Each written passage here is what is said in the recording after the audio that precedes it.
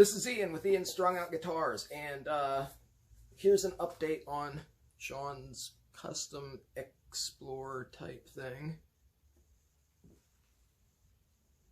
Got the thick white binding.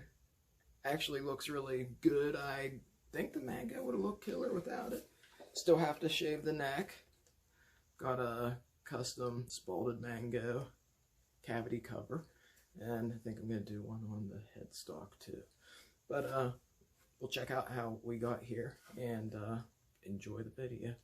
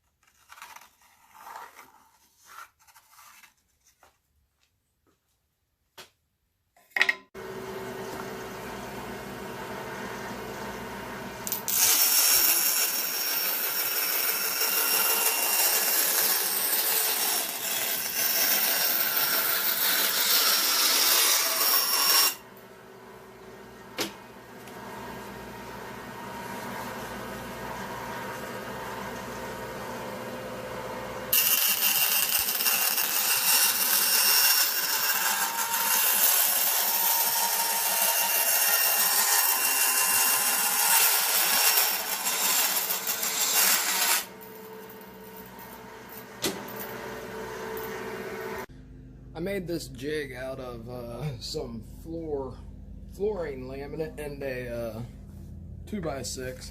Here's the cavity there. I made out of the mango cavity cover. It looks pretty cool. So the jig, yeah, it's pretty self-explanatory, I guess. Just sometimes you have to make them shorter to get the headstock to fit, but just line it up and then run it with the router bit. Since I rarely use this router bit, I have it taped off where as a line for how deep the truss rod goes.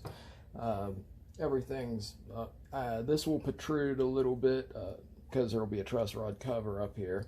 So you mark your line off about a 1/2 inch up, and we have it marked down here. This sled keeps everything even, as long as you have your guitar even in it, you know. So yeah, all you gotta do is start taking shallow passes first. If it was a plunge router, I suppose you could do it more, but I find this easier for most things than a plunge router.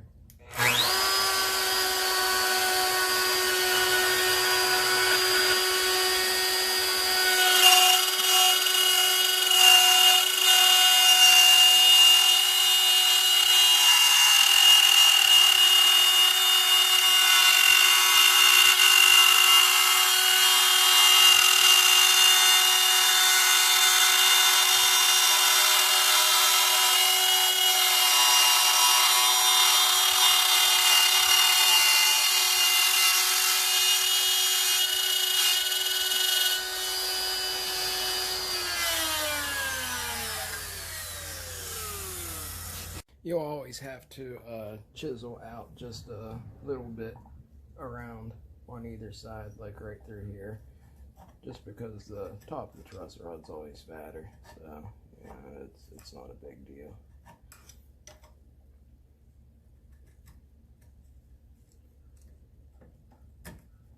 And the fretboard will be ready to put on here, and I'll drill the hole. So this is why I didn't put the fretboard on first, was actually because of the binding. It's way easier to do when you don't have the fretboard on. And as long as all your lines measure up, you can put the fretboard on last if you want. It's not that big of a deal.